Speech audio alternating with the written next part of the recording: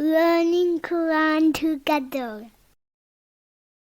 बिस्मिल्लाह अल्हम्दुलिल्लाह वस्सलातु वस्सलामु अला रसूलिल्लाह। सूरह अल-कहफ आयत 31। उलाइका लहुम जन्नातु अदनिन, यही लोग हैं जिनके लिए अबदी जन्नतें हैं, तजरी मिन तहतिहिमुल अनहार, जिनके नीचे से नहरें बहती हैं। इन्हीं लोगों के लिए हमेशा रहने वाली जन्नतें हैं और जन्नत के बाला खानों के नीचे से नहरें जारी हैं। युहल्लौना फीहा, वो पहनाए जाएंगे उसमें, मिन असाविरा, कंगन, मिन ज़हाबिन, सोने के, वयलबसूना, और वो पहनेंगे, सियाबन खुदरन, सब्ज़ लिबास, मिन सुंदुसिन, बारीक रेशम के, व इस्तबराकिन, और मोटे रेशम के, मुत्तकीईना फीहा, तकिया लगाए होंगे इसमें, अलल अराइकी, तख्तों पर। जन्नत वालों को सोने के कंगन पहनाए जाएंगे और उनका लिबास रेशम का होगा। दबीज, महीन, सब्ज और खालिस रेशम के कपड़े पहनाए जाएंगे। बेशक मुत्तकी लोग अमन की जगह में होंगे। अल्लाह ताला ने फरमाया सूरह दुखान आयत 51 से 57 में कि बेशक मुत्तकी लोग अमन की जगह में होंगे, बागों और चश्मों में। वो बारीक रेशम और दबीज रेशम में से पहनेंगे, इस हाल में कि वो आमने सामने बैठे होंगे।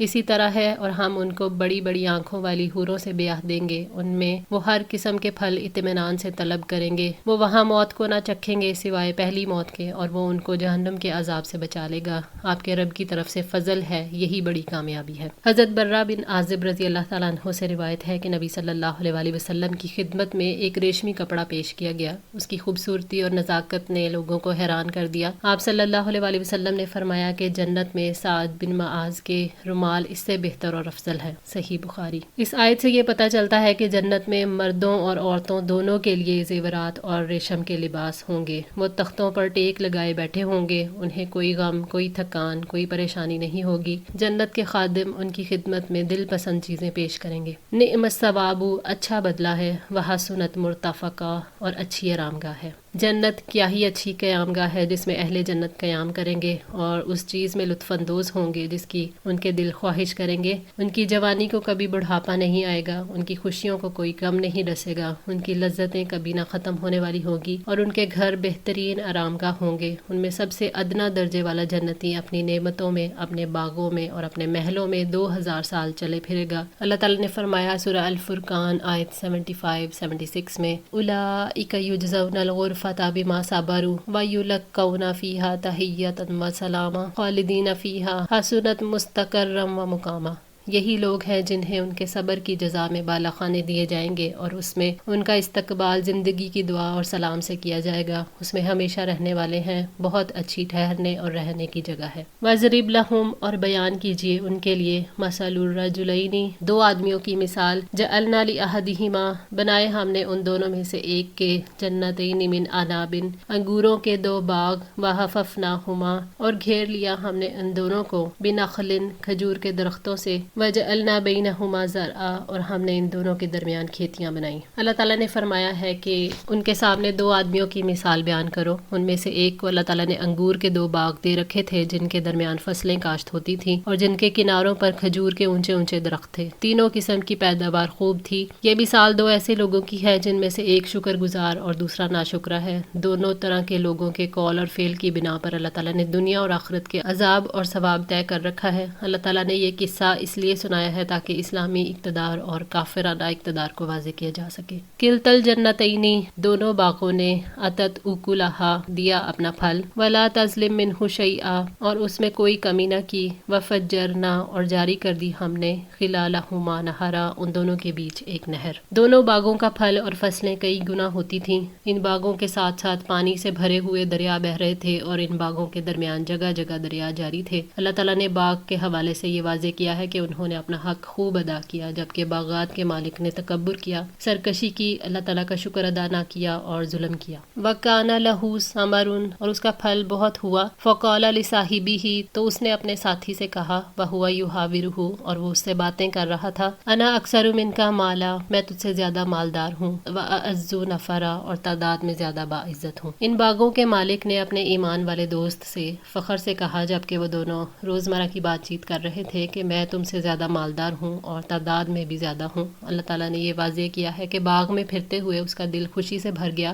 جوش میں آ گیا، یہاں تک کہ غرور اس کے دل میں داخل ہو گیا۔ اب وہ بھول گیا ہے کہ اللہ تعالیٰ کا شکر بھی ادا کرنا ہے، صرف یہ یاد ہے کہ میں تجھ سے زیادہ مالدار اور طاقتور نفری رکھتا ہوں۔ وَدَخَلَ جَنَّتَهُ، اور وہ اپنے باغ میں داخل ہوا، وَهُوَ ظَالِمٌ لِنَفْسِهِ، جبکہ وہ اپنے نفس پر ظلم کرنے والا تھا۔ قَالَ مَا أَظُنُّ، اس نے کہا میں نہیں سمجھتا، أَن تَبِيدَ هَٰذِهِ أَبَدًا، کہ یہ کبھی بھی برباد ہوگا۔ اس شخص نے جو گمان کیا اسے لفظوں میں بیان کر دیا کہ باغ کبھی ختم اور برباد نہیں ہوگا، اس طرح وہ دنیا پر مطمئن ہو گیا اور آخرت کا انکار کر گیا۔ حضرت ابو ہریرہ رضی اللہ تعالیٰ عنہ سے روایت ہے کہ نبی صلی اللہ علیہ وآلہ وسلم نے فرمایا، تم لوگ ایک دوسرے پر حسد نہ کرو، نہ ہی تناجش کرو۔ تناجش بئی کی ایک قسم ہے، اور نہ ہی ایک دوسرے سے بغض رکھو، اور نہ ہی ایک دوسرے سے روح گردانی کرو، اور تم میں سے کوئی کسی کی بے پر بے نہ کرے، اور اللہ تعالیٰ کے بندے بھائی بھائی ہو جاؤ۔ مسلمان کا بھائی ہے، نہ وہ اس پر ظلم کرتا ہے، نہ اسے ذلیل کرتا ہے، اور نہ ہی اسے حقیر سمجھتا ہے۔ آپ نے اپنے سینے کی طرف اشارہ کرتے ہوئے 3 مرتبہ فرمایا، تقویٰ یہاں ہے۔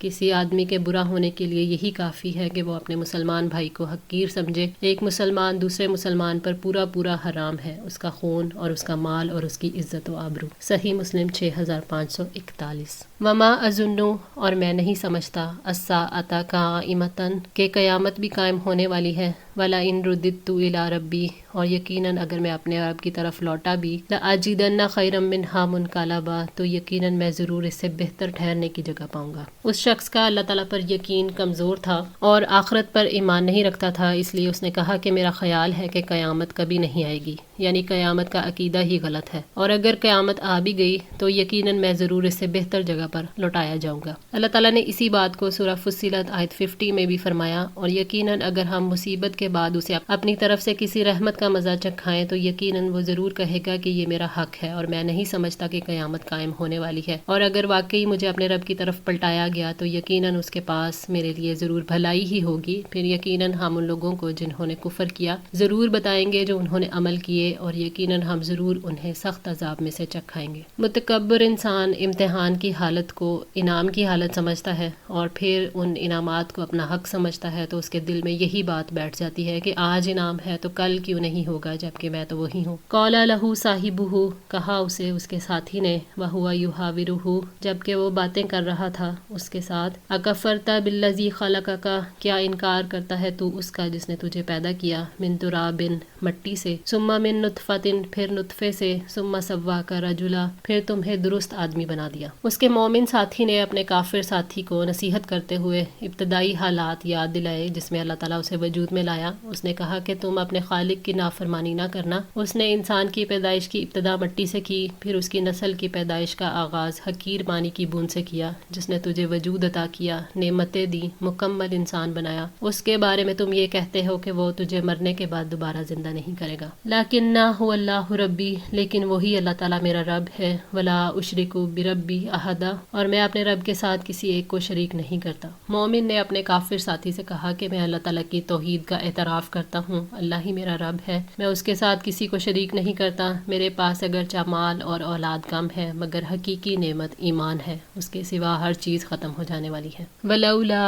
اور کیوں نہیں، اذ دخلت جنتک، جب تم اپنے باغ میں داخل ہوئے، قلت ما شاء اللہ، تو نے کہا جو اللہ نے چاہا، لا قوت الا باللہ، اللہ کے سوا کوئی قوت نہیں۔ مومن نے کہا کہ باغ میں داخل ہوتے وقت تکبر کرنے کی بجائے تم ماشاءاللہ کہتے، یعنی جسے اللہ چاہے باقی رکھے اور جسے چاہے فنا کر دے۔ دولت اور نعمت پانے کے بعد انسان یہ سمجھتا ہے کہ وہ عام انسانوں سے کوئی بلندر ہے، اور جو اس کو ملا ہے اس کا خاندانی حق تھا یا اس کے ذاتی علم کا نتیجہ تھا، جیسا کہ قارون نے کہا تھا۔ یہی غرور ہے جو ترقی کر کے بخل اور ظلم کی صورت اختیار کر لیتا ہے، اور اسی کی اللہ تعالیٰ نے ممانعت فرمائی ہے۔ اللہ تعالیٰ نے انسانوں پر جو نعمتیں اتاری ہیں اس کا مقصد یہ ہے کہ انسان اپنی قدر پہچانے، اس کے مقام کو جانے، اس کے حق کو مانے اور دل و جان سے اس کا شکر ادا کرے۔ اس آیت سے یہ ثابت ہوتا ہے کہ کوئی چیز اچھی لگے تو ماشاءاللہ لا قوت الا باللہ پڑھنا چاہیے۔ حضرت ابو موسیٰ اشعری نے بیان کیا کہ ہم نبی صلی اللہ علیہ وآلہ وسلم کے ساتھ ایک سفر میں تھے، جب ہم بلندی پر چڑھتے تو زور سے چلا کر تکبیر کہتے۔ اس پر آپ صلی اللہ علیہ وآلہ وآلہ وسلم نے فرمایا کہ لوگوں اپنے اوپر رحم کھاؤ، اللہ بہرا نہیں ہے اور نہ وہ کہیں دور ہے، تم ایک سننے اور ایک بہت واقف کار اور قریب رہنے والی ذات کو بلاتے ہو۔ پھر نبی صلی اللہ علیہ وآلہ وسلم میرے پاس آئے، میں اس وقت دل میں لا حول ولا قوت الا باللہ کہہ رہا تھا، تو آپ نے مجھ سے فرمایا عبداللہ بن قیس، لا حول ولا قوت الا باللہ کہا کرو، یہ جنت کے خزانوں میں سے ایک خزانہ ہے۔ یا آپ نے فرمایا کہ کیا میں تمہیں یہ نہ بتا دوں؟ صحیح بخاری 7386۔ ان تارانی، اگر تو دیکھتا ہے مجھے، انا اکلا من کا، کہ میں کمتر ہوں تجھ سے، مالم و ولدا، مال اور اولاد میں۔ مومن نے اپنے کافر ساتھی سے کہا کہ تم مال اور اولاد پر فخر کرتے ہو اور سمجھتے ہو کہ میں مال اور اولاد کے لحاظ سے تم سے کمتر ہوں، مگر جو اللہ کے پاس ہے وہ بہتر بھی ہے اور باقی رہنے والا بھی، اور جو امید اللہ تعالیٰ کی نوازش اور احسان سے رکھی جا سکتی ہے وہ اس دنیا سے بہتر ہے، جس کو حاصل کرنے کے لیے لوگ ایک دوسرے سے سبقت لے جانے کی کوشش کرتے ہیں۔ فَأَسَى رَبِّي، تو امید ہے کہ میرا رب، ان یؤتیانی، کہ وہ دے دے مجھے، خیرم من جنتی کا، بہتر تیرے باغ سے، وَيُرْسِلَ عَلَيْهَا، اور وہ بھیجے اس پر، حسبانا من السماء، کوئی عذاب آسمان سے، فَتُصْبِحَ، تو وہ ہو جائے، سعیداً زَلَقَا، صاف میدان، یعنی اس باغ نے تمہیں دھوکے میں رکھا ہوا ہے اور تم نے سرکشی کا رویہ اختیار کیا۔ امید ہے کہ میرا رب مجھے اسے بہتر عطا کرے گا، یعنی تیرے باغ سے بہتر باغ عطا کر دے۔ تم جس باغ کے متعلق یقین رکھتے ہو کہ وہ کبھی خراب نہیں ہوگا، تو ہو سکتا ہے کہ اللہ تعالیٰ اس پر کوئی آفت بھیج دے، اتنی بارش ہو کہ سارا باغ برباد ہو جائے اور اس کی جگہ زمین خالی پڑی رہ جائے۔ مومن نے اپنے ساتھی کو باغ پر آسمان سے آنے والی آفت سے اس لیے ڈرایا کہ انسان کی زندگی میں حادثات پیش آتے رہتے ہیں اور کوئی چیز ایسی نہیں جس پر انسان کا ذاتی قبضہ ہو، اس لیے اس نے توجہ دلائی کہ یہ سب کچھ جسے تم اپنا سمجھتے ہو وہ تمہارا ہے ہی نہیں۔ آج کے لیے اتنا ہی۔ دعا ہے اللہ تعالیٰ ہماری اس کوشش کو قبول فرمائے، ہماری غلطیوں کوتاہیوں کو معاف فرما کر ہماری اصلاح فرمائے۔ جزاکم اللہ خیر، والسلام علیکم ورحمۃ اللہ وبرکاتہ۔